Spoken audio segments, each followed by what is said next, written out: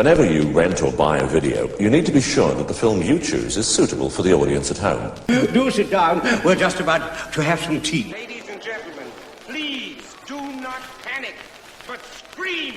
Scream for your lives.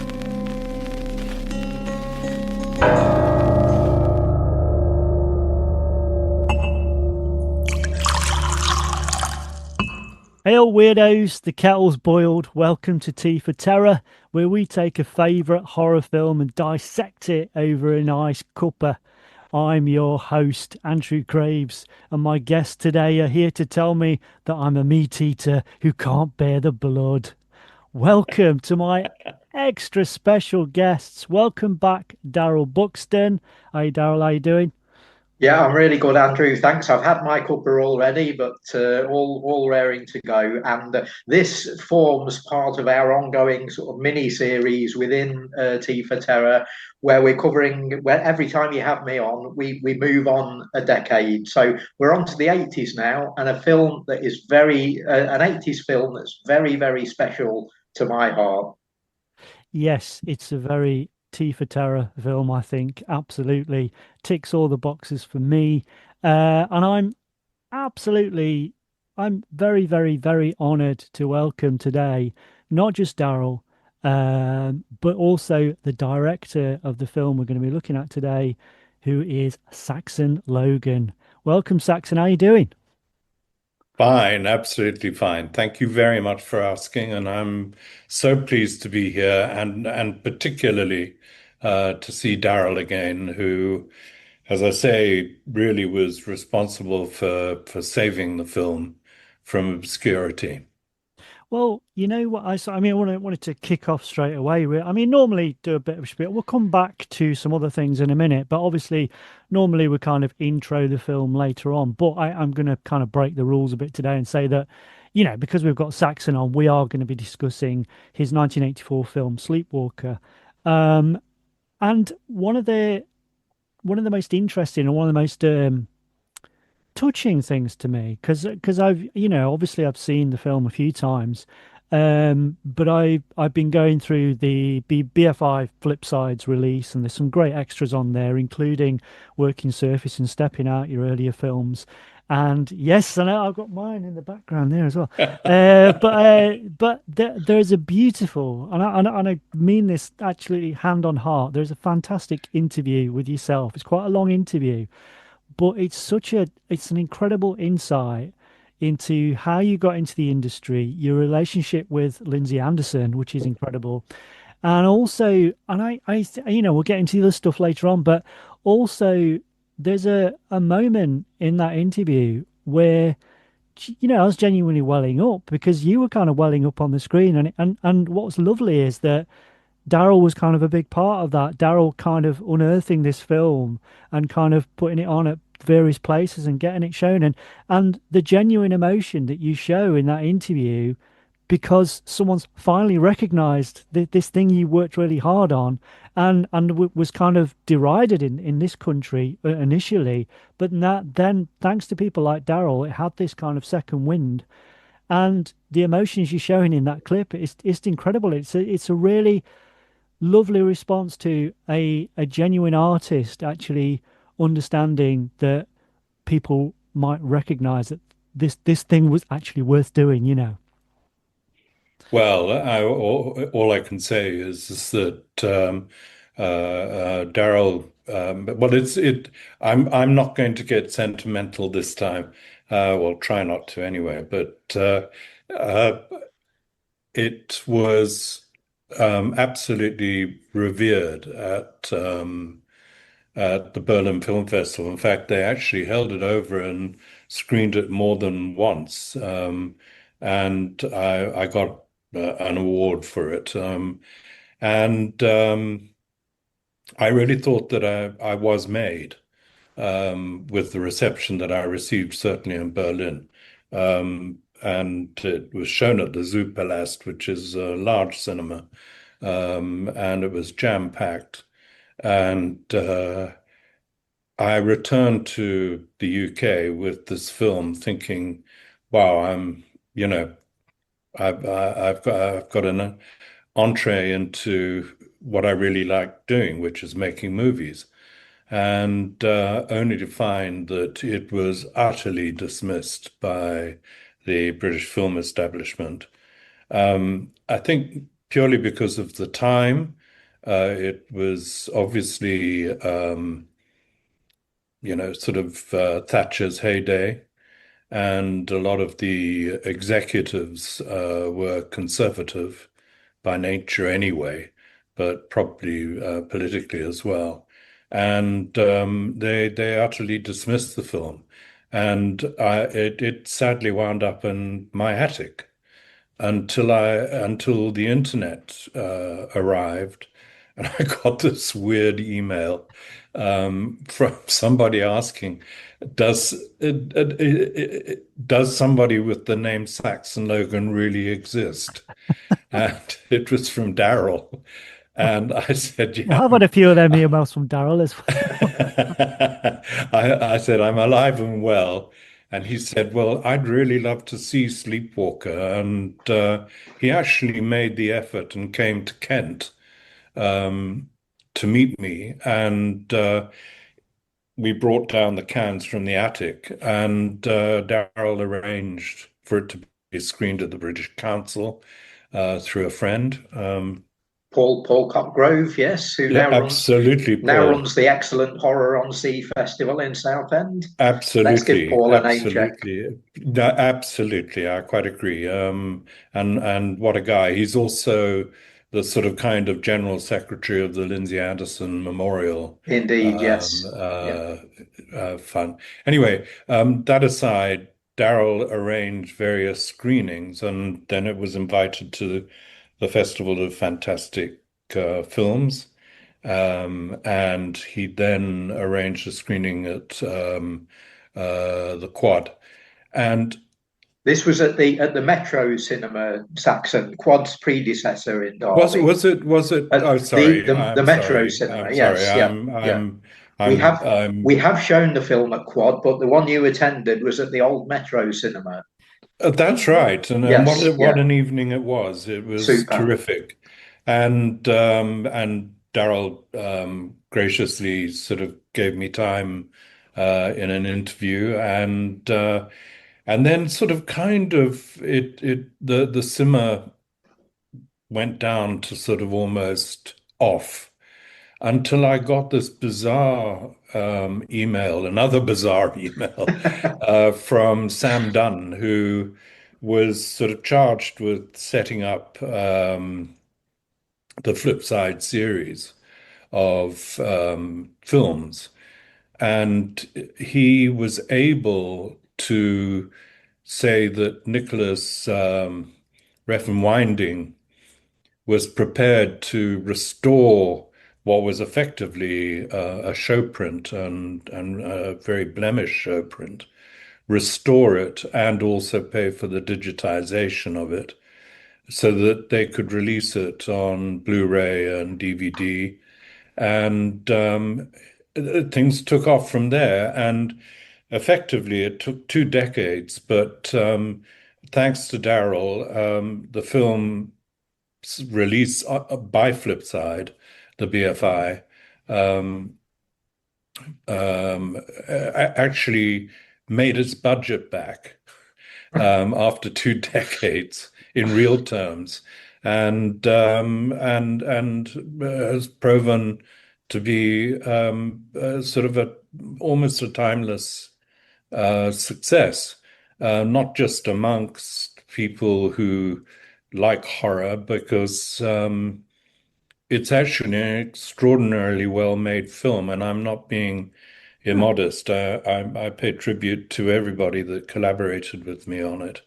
And it was made for nothing, and I shot it in a week, and I'm not exaggerating. And had, Bill Douglas playing a major part in it, Nicholas Grace, Joanna David, and Heather Page. And basically, thanks to Darrell and his persistence, it kind of culminated in the success story. And I guess the apex of all this is being on Andrew's podcast, You only ever which come I on feel very honored to be on. to paraphrase one of my favorite comedians, Malcolm Hardy. Uh, you only ever come on Tea for Terror twice. Once on your way up, once on your way down.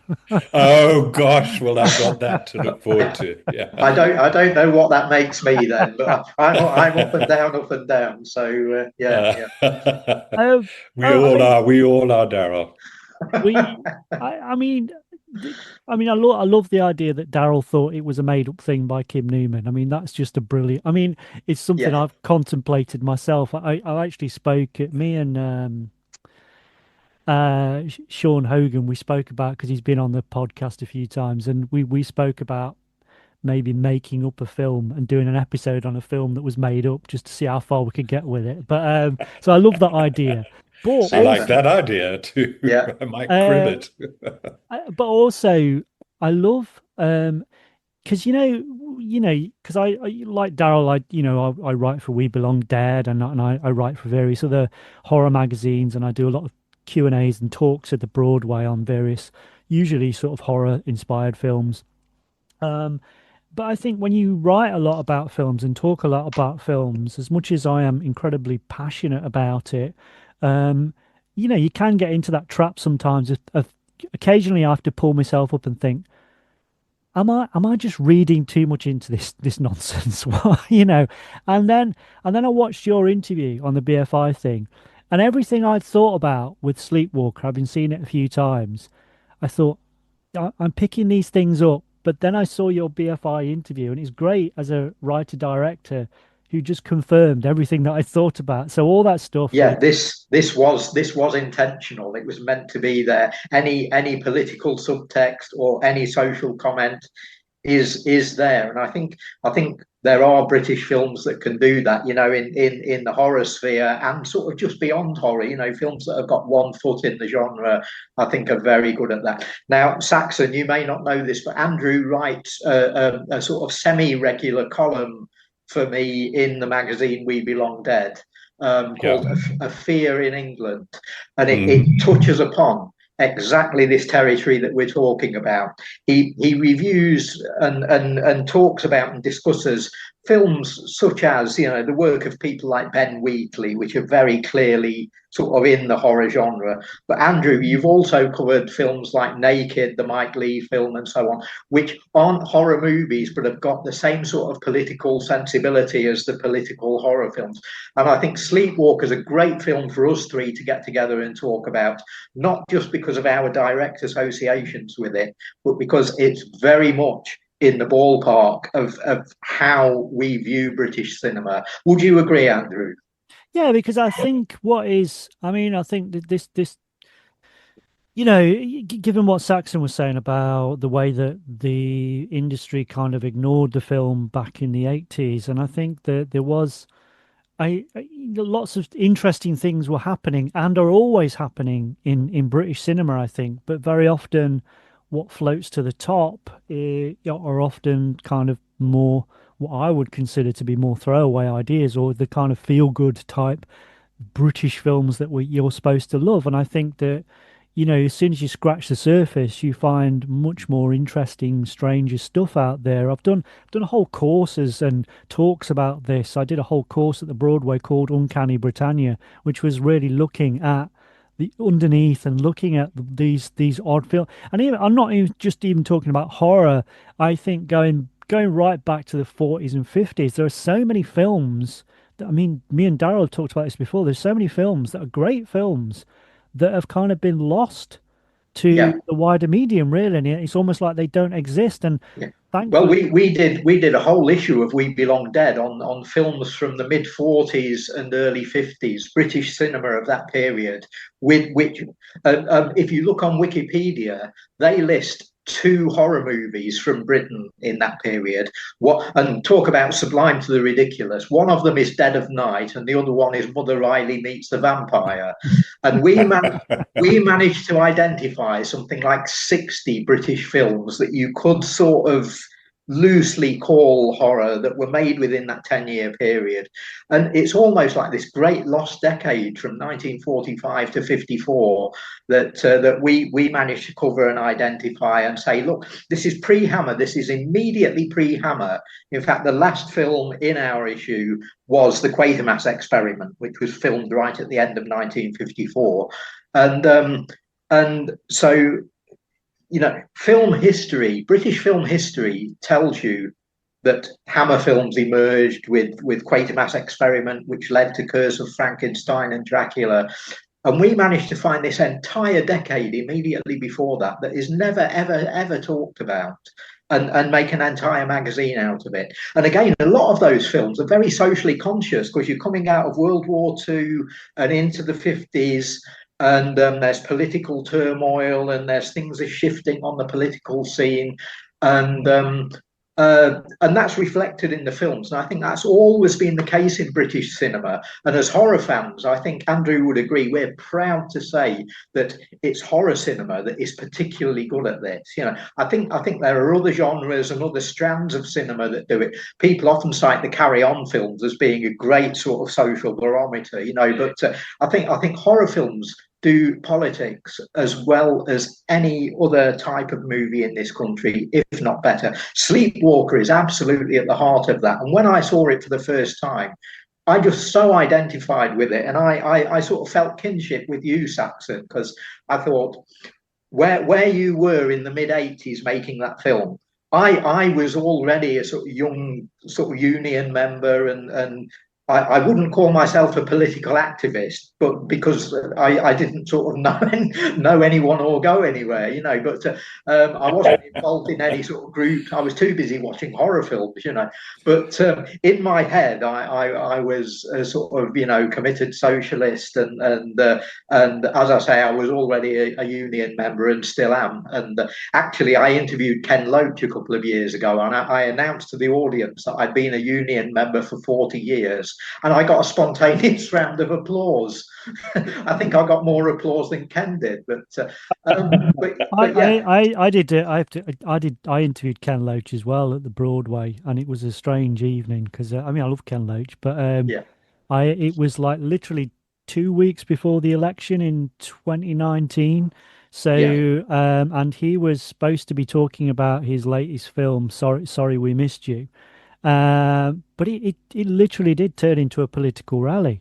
A rally, I was yeah. standing there at one point with Ken, and then suddenly from the audience, John McDonnell, who was then the deputy leader of the Labour Party, got up. Of course, you know, the cinema in question is having kittens because they're not supposed to be political. And I'm stood there at the front of the Broadway as like this kind of political sandwich filling between John McDonnell and Ken Loach.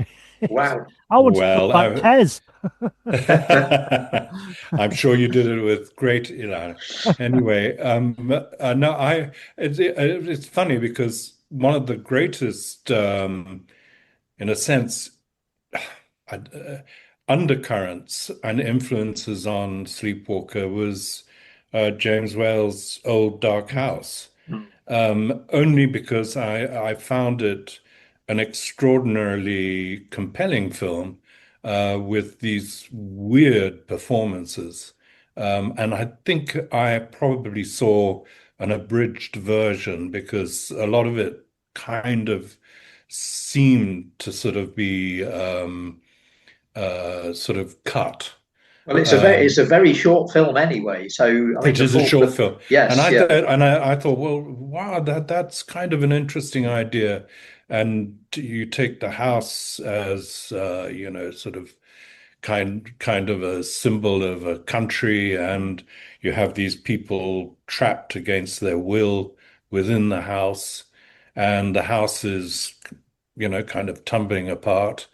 And what's extraordinary about Sleepwalker, and again, and I don't want to sound immodest, but you know, you look at versions, well, any version of it now, it has a very contemporary feel. I mean, there's very little that has changed. Perhaps what's changed is the viewership's attitude. They now recognize elements of it that they were effectively, or certainly the British film establishment was affected by, it was the fact that it sort of kind of seemed to be an attack on a sort of kind of ramshackle nation, with ideas above its capabilities and so on. They also, to be honest, it was never ignored. It was dismissed. I actually had one producer say, "You can obviously make films. There's no doubt about that. Why the hell did you make this one?" And I mean, I guess he probably had an instinct that it had no commercial value. But hey, guess what? Thanks to Darrell, it accumulated its monetary value anyway. But what's more pleasing is people's response to it.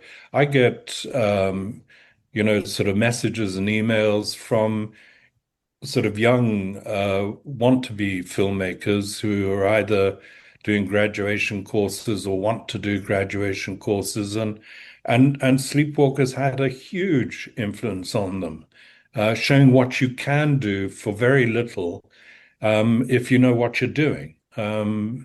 And obviously you've got to have really good performances and sort of collaborators that actually understand what you're trying to accomplish. But emphatically, it was one of the biggest influences, funny enough, was in terms of using horror as a satirical form to sort of address social issues, was George Romero. A lot of his films have those kind of satirical connotations, even though they are emphatically horror films. And you're quite right. As a genre, it's a wonderful genre to actually sort of kind of say something sort of kind of, as they say, my film, as Lindsay said, is pure grand guignol, a punch in the face, and a lot of horror is that, Yeah. and it's funny you should mention the Carry On films. I've always been interested in wanting to make films where you have characters that represent, and I am talking about British cinema, obviously, characters that represent different classes throughout. And the Carry On films were superb at that. Yeah. And of course, who can beat Frying Tonight as a line? Yeah. So even they delved into horror. Now, what I'd like to ask Saxon is about there's loads of stuff to mention during our chat today, but let's come back to your great mentor, Lindsay Anderson, because not long before Sleepwalker, he'd made a film that was ostensibly an attack on all sides of Britain, left, right, centre, everything. Britannia Hospital, and Quite. Whereas horror movies insert politics into them, he made a political film that inserted horror into it. And I wonder, Exactly. presumably, as a great friend of Lindsay's and a sort of someone who'd been heavily influenced by him, presumably you were right there, sort of on the front row on day one, watching Britannia Hospital. What did you make of Lindsay's approach to his sort of entry into that political horror realm? Well, I think I think somebody like Lindsay can sort of address any kind of genre. But Britannia Hospital was an enormously brave film to make. Again, it suffered from bad timing. It was, just post Falklands, and everybody thought that it was an attack on, the great British establishment, which it was.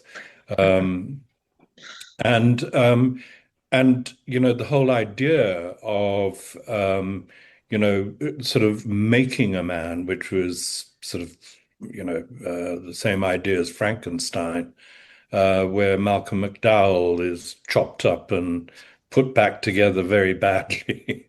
It was very, very telling and very horrific, but we're always with a tongue firmly in the cheek.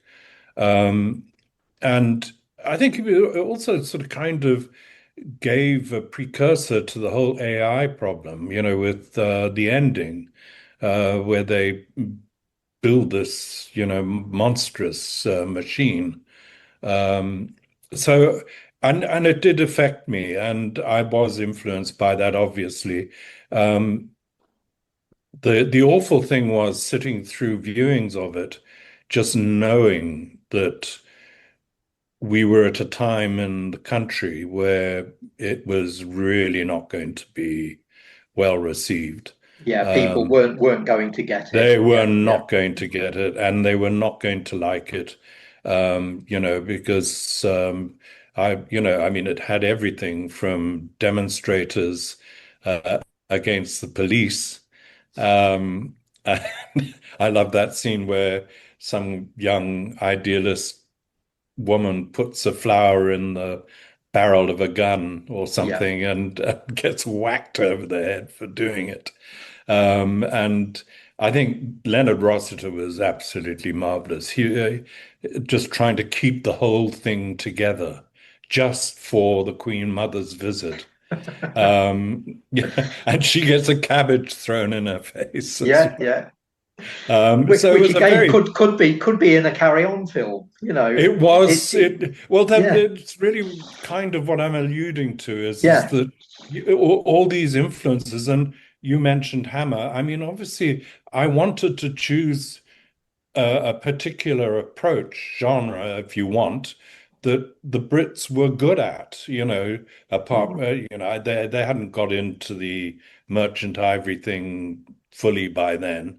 But, those Hammer horror films, I remember seeing them in what is now Zimbabwe, with them was Rhodesia, seeing them in cinemas and just loving every one of them. They were well made. They obviously were made on a shoestring, um, and they were great. They were very effective. If you wanted to go and get spooked, you went to a Hammer Horror, and so I think that it was sort of kind of in a sense a genre that the Brits had sort of kind of somehow mastered, either by accident or for economic reasons or whatever. But and then of course the whole development. I mean, you can't say that Don't Look Now is not a horror film. It's a horrific film. Deliverance is in a sense a horror film. So I think that, and it, I don't know.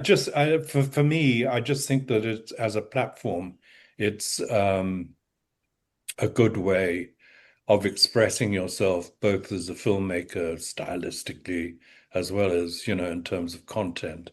And you can make it very personal, as long as you're giving people a fright, and spooking them. Um, you can make it very personal, and convey your sort of kind of deeper feelings. My collaborator on the screenplay, Michael Keenan, was a devout Marxist. I am not, but he sort of, in a sense, drove the whole political emphasis home much more than perhaps if I hadn't had him as a collaborator than I would have done. I mean, I still would have made that kind of film. But he came up with a lot of wonderful lines and sort of dialogues, particularly in the restaurant. And the wonderful, one of the best compliments I've ever had in the film, about the film, is from dear Fulton Mackay, who said that when he saw the film, he felt that he could climb into the screen. It had so much dimension to it. I think you mentioned, I mean, if you talk about class consciousness, if you talk, very often we see things like Hammer horror films or the Carry On films as being these kind of, they're not to me, but a lot of people will see them as throwaway or not. And obviously, I'm not trying to suggest that Hammer had a vested interest in being political. They're a film company. They're after making money and they wanted to entertain people. But those two franchise of films were very much aiming themselves at the working class. And I think that in that period where unions were quite strong, and they certainly, Hammer films particularly, they kind of lent towards this kind of more political stuff in terms of, on a basic level, the villains are always usually the landed gentry, aristocratic, or barons, yeah. The tops. Well, Yeah. that's from Dracula downwards, isn't it? Yeah. It's what's Dracula if it's not the lord on the hill telling the peasants what to do? Yeah. And that extends then to films like Quatermass 2, and it's pretty much the plot of Never Take Sweets from a Stranger as well. Yes, it is. Where the paedophile cover up is all down to the fact that there's this big family up on the hill that control everything, and you only get a job if you work for them. I cover that film a lot, and I've written about it, and I've talked about it. And that film is one of those Hammer films that kind of flies under the radar for a lot of people because people only see the Hammer horror stuff. But that film, I would argue that there's nothing that Hammer have done that is as prescient as that film. No, and it's also scary. A lot of horror fans sort of move it to another compartment and say, "Oh, that's one of Hammer's non-horror films," but it sort of combines the plots of Dracula, the plots of Frankenstein, and even the plot of Quatermass 2, and then there's a ghost story told in the middle of it all, and at the centre of the drama is what has become, I think, in subsequent years, an even more powerful horror, which is the horror of the crimes against children, which I think has grown and grown and grown in public view ever since 1960.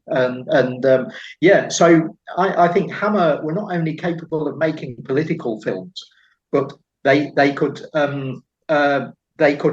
do the Britannia Hospital thing and insert horror into a message movie as well. I think that It's interesting as well that Carry On, if you look at their 70s film, the early 70s films, out of those films, one of the ones that really kind of started to make them question which direction they were going in was Carry On Convenience, because it's very anti-union and it did really badly at the box office. In comparison to other Carry On films from the era. Sure. So I think there was something in the air that people were perhaps more politically conscious at least on a union level in the protecting your own jobs and protecting your own livelihood. So I think those films were definitely reflecting them.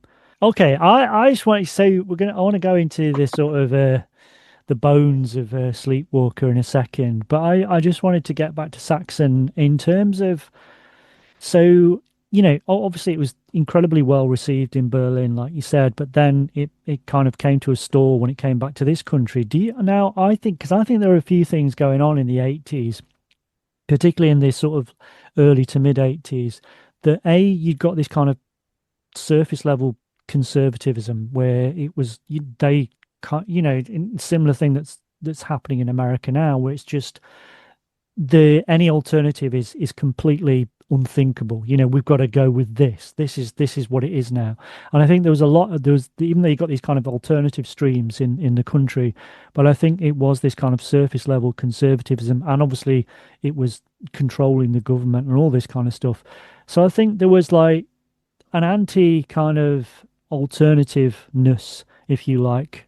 Um, but also I think at the same time you've got this kind of from a media point of view, it's anti-horror and anything horror. And I have not particularly pleasant memories of the film program from that era.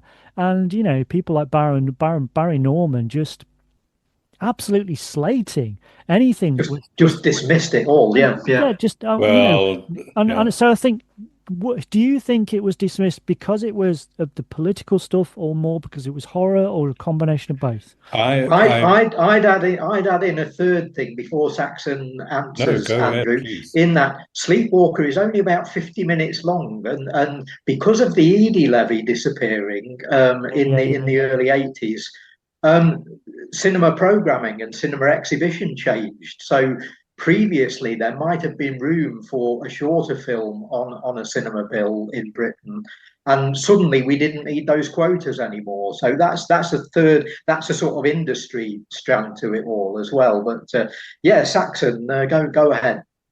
Well, I think that was a sign of the times, the canceling the ED. People, young filmmakers getting to make a film. But very lucky. The person that funded it didn't interfere at all in it. Obviously, was disappointed that it hadn't been a success. Um, but I think it was more than that. I think that in a strange way, Clockwork Orange set off this whole kind of insensible sort of paranoia that, if you have a horror film like, Chainsaw Massacre or whatever, somehow people will be, you know, suddenly become depraved and or zombie-like and start slashing away at people. Um, no, I think Sleepwalker was dismissed outright because they could see the political layer to it, and they couldn't see that I was trying to ride on the back of kind of, in a sense, a commercially viable genre. Um, and I think that that's why there was this antipathy towards anything that contained, that was a horror film, or contained, sort of, slashing and blood and gore and all that sort of stuff. In a strange way, sorry, forgive me. In a strange way, I think that the Americans got away with quite a bit during that period. So the opportunity was not here for the Brits. And the other thing is that, I just want to stress, uh, I really believed in, I really did believe that we could have a British cinema. Um, and I was sort of fanatical about that, but sadly, the English establishment are very sort of conservative, they're Philistines, and they're also opportunistic. They don't want anything that's going to sort of ruin their careers. So, uh, in a way, who can guess? As that producer said to me, you obviously can make really great films, but why this? Why this one? And you almost don't feel like answering a question like that. Um, and in fact, I don't think I did answer it. So, Yeah. But you're right. There was this sort of kind of antipathy towards anything that had, you know, a bad influence on the audience. I mean, Um, you're making there a horror film, a political film, and a film that's less than an hour long. It really, at that well, time, it the was fact all that it the was wrong stuff to do. exactly, and in a way that's one can be born with sheer luck. One can be born with, in a sense, luck that also has a downside to it. And I'd say I was more the latter. Um, that you really think, oh wow, I'm certainly destined, and then all of a sudden you find that you've woken up on the wrong day. And that's probably, why Sleepwalker sort of literally did sort of kind of slumber until Darrell caught up with it, Yeah. and then things took off. Now, when I first saw Sleepwalker, which I think was in 2002, initially you'd sent me a VHS tape, and then I came down and watched the reels with you. So, um, but I was thinking back to 1984, 85, and one thing that was central to my sort of early viewings of the film was that I'd loved, even as a kid, I loved watching Play for Today on BBC, and and I think uh, I even at a very young age, I was sort of grasping what I was watching and thinking, yes, I like this, and it's sort of Play for Today. I think really helped to shape my own sort of political views, and um, and it occurred to me that Play for Today actually ended in 1984 at around the very same time you would have been making your film, and it's almost I almost read Sleepwalker like it's the last Play for Today. Well, that's an interesting take, and you're not wrong. Um, it's funny that Channel 5 wants to revive Play for Today. Yes, so I heard. Yes, Yeah. what can you imagine Play for Today on Channel 5? But Yeah. let's give them the benefit of the doubt. It might just be what we need. Absolutely. It could just Absolutely. be what we need. Absolutely. I'm sure that it'll be executive driven though, Mhm. Yeah, yeah, um, rather than authorial. Anyway, as you say, let's give it a chance. Well, yeah. Yeah. I mean, for those that have not kind of seen Sleepwalker, I mean, obviously, I cannot recommend it enough. It's a great little, um, you know, mid-80s British horror film with these political vibes, and you know, we start. I mean, in a similar way to the old Dark House. The old Dark House, as lots of people have said, I think the old Dark House, despite the fact that Frankenstein's great, despite the fact that Friday Frankenstein's great, and The Invisible Man, and all these films that James Whale did, I would argue that The Old Dark House is the most James Whale film that James I Whale agree. ever did. It's Mm. personal. Yeah, yeah, Yeah. I agree. And I obviously it's agree. based on the Priestley story as well. Priestley and Whale were Yeah. very good mates. And we have this representation of the interwar Britain. So the house could represent the country itself. It's falling into pieces. It's yeah. So we don't know where we we've are. got a microcosm. Yeah, yeah, Yeah, and we've got the Yeah. the, the perverted,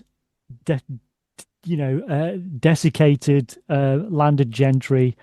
We got the kind of war vets, the representation of working class new money.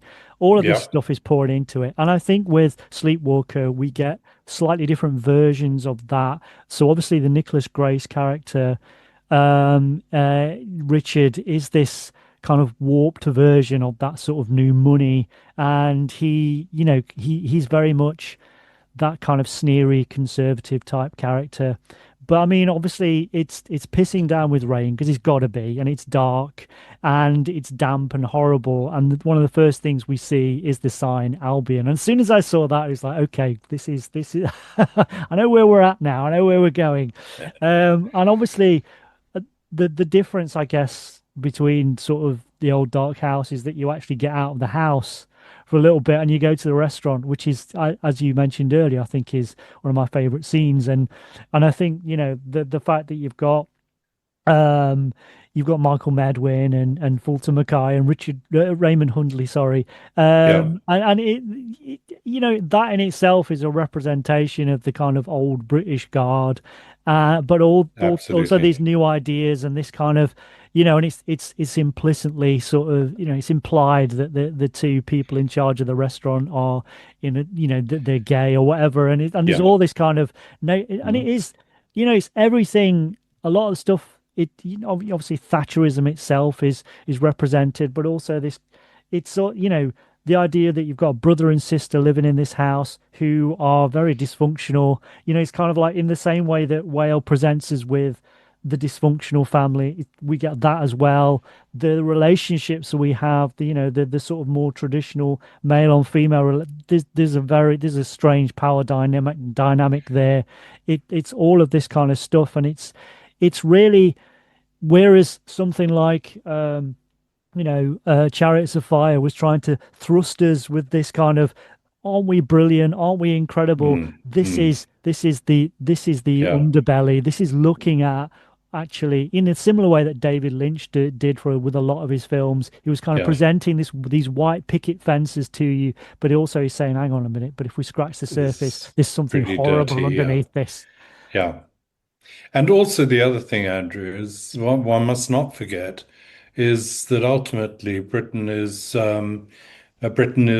ultimately presided over by a royal family that is dysfunctional. Kind of nothing has changed. It's really, quite depressing. But then I guess, there is a hankering for keeping the status quo, which I think is cultural ultimately. The Brits and more so the English don't want to lose that kind of hierarchical culture. Um, and I'm sorry to say that the characters like Nicholas Grace's character and Sleepwalker, they've proliferated. I mean, they're everywhere. Sort of kind of, if you don't make money, go to hell. And Uh, the depressing thing is as well is that they've kind of won.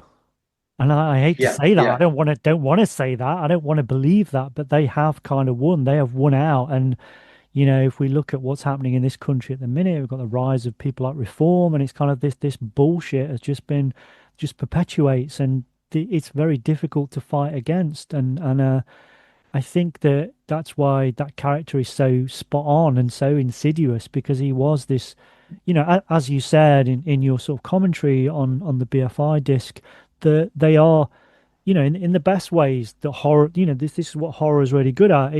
In the same way that Romero did, he presents us not with incredibly deep characters, but he presents us with representations of certain elements of society, and that's not a shortcut. That is more satirical. It's more political to do that, and I think that's what we've got here. But yeah, he is for it. We can sit here and think he is a horrible character, but he won. And His and there's a little detail to the character as well, in that he's actually in the video business, and yeah. that seems to be a direct comment on, yeah, not only I are these forgot about that. Yeah. not only is this yeah. type of person horrible, but he's encroaching on my territory. Yeah, no. Well, look, I don't think that there are any winners ultimately. I mean, No. yeah, sure, financially, people like him don't have to sort of wake up in the middle of the night worrying about where the next pound is coming from. and they're exploiters by nature. Um, but in a strange way, and that is why I feel Sleepwalker has this important contemporary quality, is that basically the situation, the status quo is just compounded. There's nobody to change it. There's nobody to, I mean, and anybody who tries to change it winds up sidelined really big time. Yeah. And and I look at the film and I see, even in terms of the way, why one of the reasons I chose Bill is not because we were friends, um, but because he understood when he read the script, he understood it immediately. But he has a certain look that is timeless. And I was scrupulously attentive to what people wore in the film, so that kind of the outfits they wore would not date.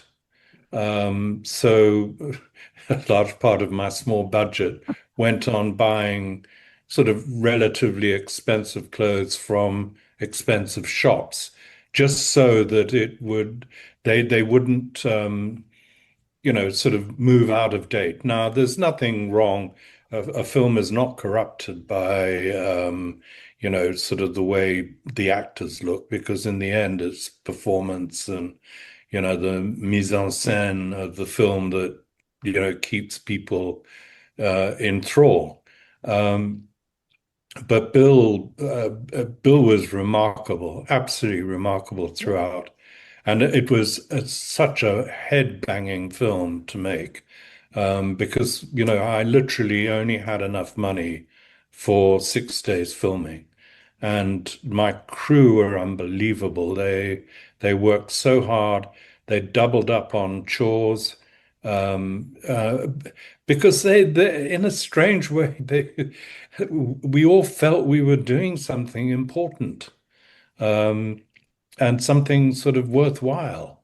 But I don't somehow see that, the people that preside over Britain have won No, anything. that's a very interesting comment, Saxon. I think one good current example of that is that how many local councils have been taken over now by the Reform Party, and they're falling to pieces. The Reform Yeah, councillors are thinking, "Oh, we've won, we've beaten the Libs, we've got into power."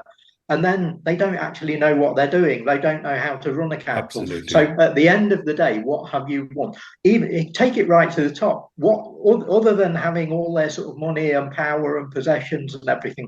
What has our royal family won at the moment? They've got so little respect in this country, and so Indeed. even if you go right to the very top, um, Well, no, they they're you in don't even have to degrees. go that far, Darrell. Yeah, I yeah. mean, with Prince Andrew and all that, and Indeed, talk yeah, yeah. about Who's a paedophilia. classic. I mean, we read stories from history about people being locked away in towers and stuff, and it's happening right in front of our eyes with our current Absolutely. royal family.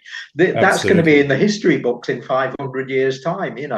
But interesting that we're talking about Bill Douglas here, because he was one of the reasons that I was so convinced that Sleepwalker was a hoax when I first read about it, because I thought I'd seen Bill's renowned trilogy, and I'd Yeah, also seen, although Comrades was made after Sleepwalker, I'd seen Comrades obviously before I sort of knew about your film.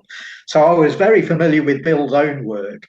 And I thought, of all the people to suggest that they're the star of a horror movie, why has Kim in his review picked Bill Douglas? And I was, and because your name is an anagram of Anglo-Saxon as well, I just thought, Shame, Darrell. I'm sorry to have caused Yeah. that confusion. I've not even noticed Well, that. That's yes, yeah, brilliant. yeah. Anglo-Saxon. That's But fantastic. how fitting though, how appropriate. But there's a in when we started writing about Sleepwalker, and when I sort of first met you, and when I was starting to bring it to people's attention, we did a piece on it in a book called Creeping Flesh, which was published by the splendid Head Press, and whoever picked the photos for that did a fantastic job, because they singled out a still from the movie, or a screenshot from the movie, on the front page of my review, and it's of Heather Page, a close up of her eyes and like the top of her head, and you did a transitional shot early on in the movie from her face into sort of British woodland, Exactly. and the shot they picked had her face, but with the branches of a tree over it, looking like the nerves and synapses inside her head. And already we've got the impression there she's cracking up. And Well, it's the that's it's the British environment that's doing that to her. absolutely, and well, that's why I knew that Bill had got it in one, Mm. because he identified that Heather Page's character was in fact Britannia, Yeah, yeah. the symbol, And the failing Britannia at that. well, obviously, and the Yeah, yeah. killer Britannia as Yes, well. indeed, indeed. Um, and I mean, Well, just to have there an you go. What's the representation of Britannia that we always see well, weaponized? So, exactly. I just, yeah, yeah. just talking about Britannia. I don't know whether you're familiar with Inside Number Nine, Saxon, whether you've seen any of those. But they very much. They did an episode where it was set in a house, and it was about the Eurovision song. Not sorry, the last night of the proms. Last night of the And proms, and yes, I yeah. would, having gone back to Sleepwalker, I would argue that those guys who wrote and starred in that, they have definitely seen Sleepwalker, I because think it's there's an a lot of influence, stuff yeah, in it. yeah, If you've not seen it, Saxon, I would really recommend that episode. Well, I'll get well, Darrell to send you a link. that would be yeah. terrific. Thank you. Yeah. I would appreciate that. Yeah. No, I think like I say, it had all kind of, in a sense, it had all the ingredients that perhaps if it had been released today might have been received a little bit better. Um, but to be frank, at the time, I was a non-starter. And I did get a pretty high-powered agent who wanted to take me on, and I had an interview with him. You'll enjoy this, Darrell. I had an interview with him, and he said, "Look, you can obviously make films, and blah blah blah." And, and he said, "I think I'm going to start you off by putting you forward to direct a couple of episodes of Shoestring." I mean, Trevor Eve can't act anyway. Yeah, yeah, There's nothing I could do yeah, to make that better. And yeah. then he got me an interview with MGM to direct Poltergeist 2, only for me to be told that I would be director in name only, because there was really no need for a director. Okay, It was all down to that makes special effects. sense. Yeah, it was all down to special effects. And all I need to do is just sort of lend my name and obviously get paid something. And Yeah. I actually turned them down. And Okay. that was the head of MGM, Frank Gabulans, I think his name was. Um, and I turned that down, and my agent fired me after that. So I do come from having been mentored, in my view, by one of the greatest filmmakers in Lindsay Anderson, and certainly as a director of theatre and so on. Um, he not only sort of um, helped me as a filmmaker, and he did help me as a filmmaker. Stepping out wouldn't have been made without his help. Um, he sort of kind of, well, put it this way, he offered an attitude that I should adopt. And sadly, before he died, he felt that he had let me down by offering it, which was this whole idea of no, unless I can make the film I want to make, I'd rather not Yeah. make the film. Don't Um, compromise. Yeah. don't compromise at all. And it was slightly heartbreaking when I spoke to him on the telephone, and he said, "I just really hope I haven't misled you, misguided you." But I felt very confident I'd that, say not at all. Yeah. and I was confident that he hadn't. And I hope I was able to reassure him. And sadly, a few months later, he died. Um, but I think it's really very important to have people uh, like Lindsay when you're a young person to help you or guide you in the way that you should approach your work and approach life, really. Yeah. Yeah. Because you were how old working on Oh Lucky Man? I Late was teens. 19, Yeah. 19, Yeah. 19, yeah. What an incredible opportunity. Well, it was a marvelous opportunity because again, he was sort of, although it was a highly budgeted film, he was under pressure because Warner Brothers probably didn't quite know what the hell he was making. Um,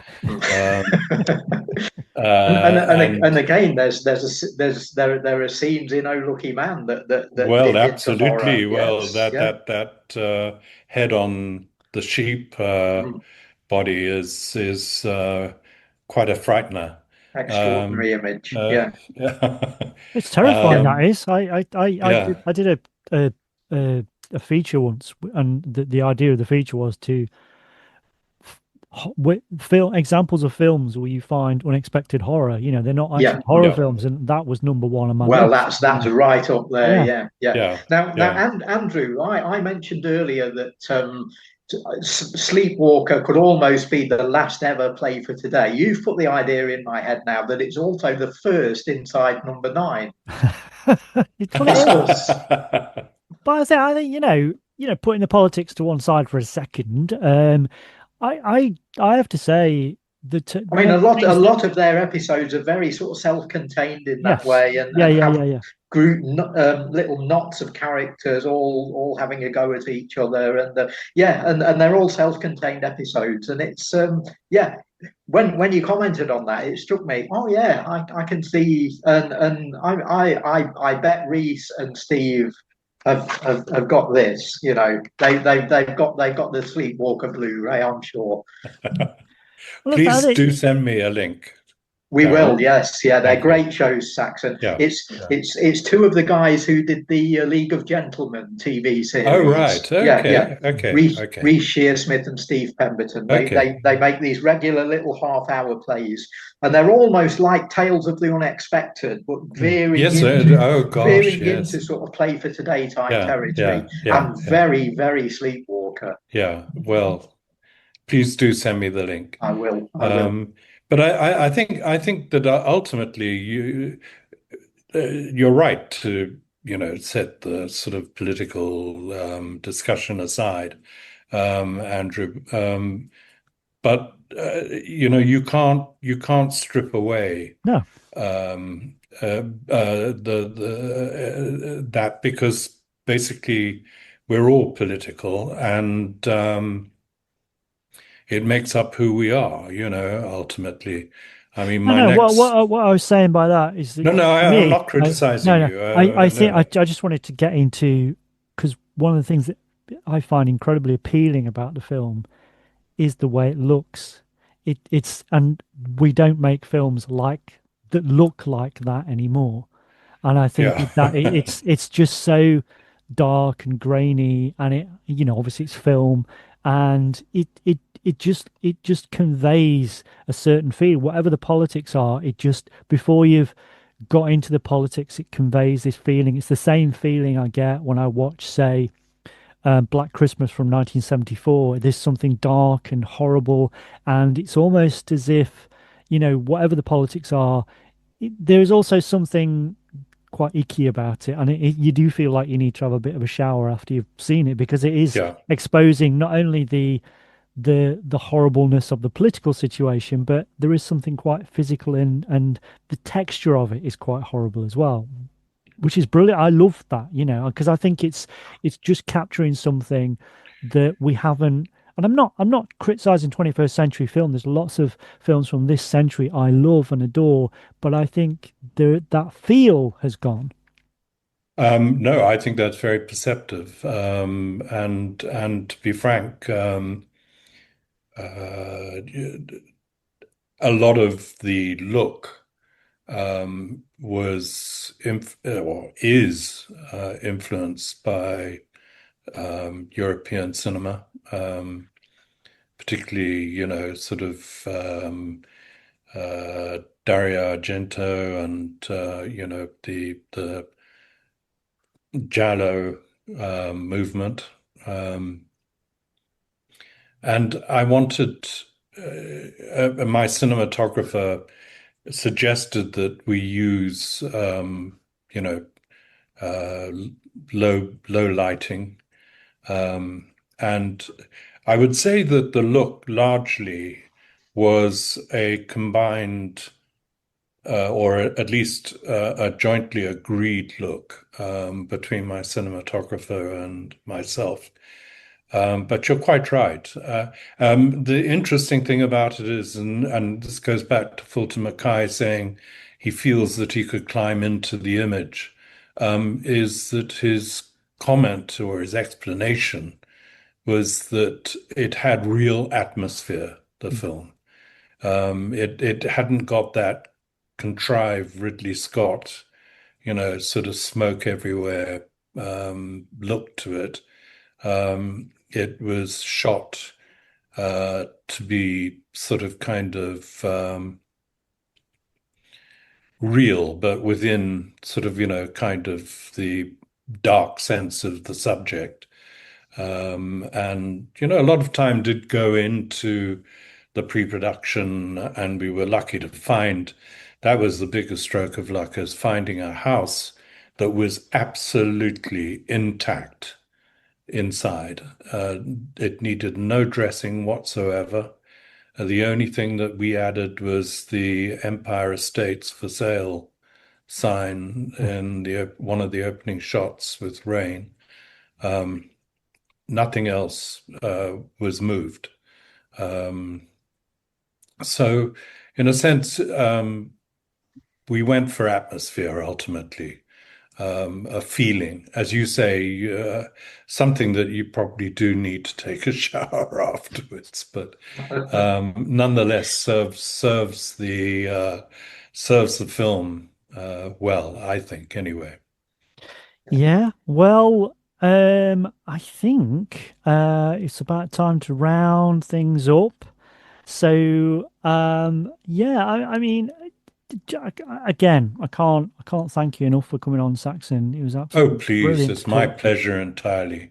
And if you ever feel like coming on again, if you've got a particular horror film you enjoy and you want to talk about that, then please send a message to Darrell and we'll sort something out. Well, Daryl's got a really good idea for one.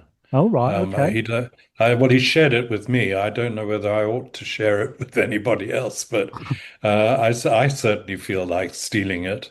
Darrell, it's I think you came to see me in Bristol, and Yes, yeah. you said you had this idea for a film set in a huge mansion where these people that, I mean, it's an empty mansion, but these people sort of excavate the mansion only to find what were originally sort of the inhabitants' snuff films Ah, Mm. buried. And Yes, this is based on a short story that I wrote a while ago. There Yes, you yeah. go. There you go. Mm. So I think So that's a really good start for a film. yeah, Um, yeah. So I mean, talking of starts of films, I think we need to talk about the ending of Sleepwalker, and I think one of the great political horror movies is Don Siegel's Invasion of the Body Snatchers, and I quite agree with you. I quite I agree think with you. you match his ending with Bill talking directly to Yeah. camera and screaming at the audience. And I think if we the are. go ahead. Yeah. Well, you carry on, Saxon, No, no, first. no, Yeah. no, no, no, no, no. I was going to Okay. interject. Carry on. Yeah.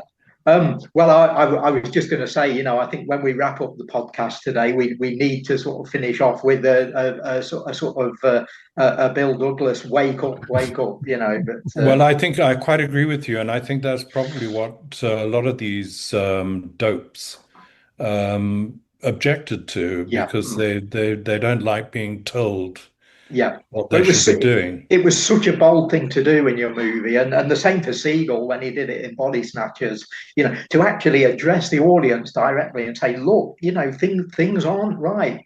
Do No, something." quite, One quite, one of one quite. of the best films that did that recently was one of the Purge series, which I love, Yeah. and the Forever Purge, which is about the fourth or fifth sequel. And right at the end of the movie, they unveil the Mexican flag across the entire screen, and then there's a radio broadcast that basically instructs any left wingers in the audience. It says, you people need to go out and start picking up weapons. You need to fight back.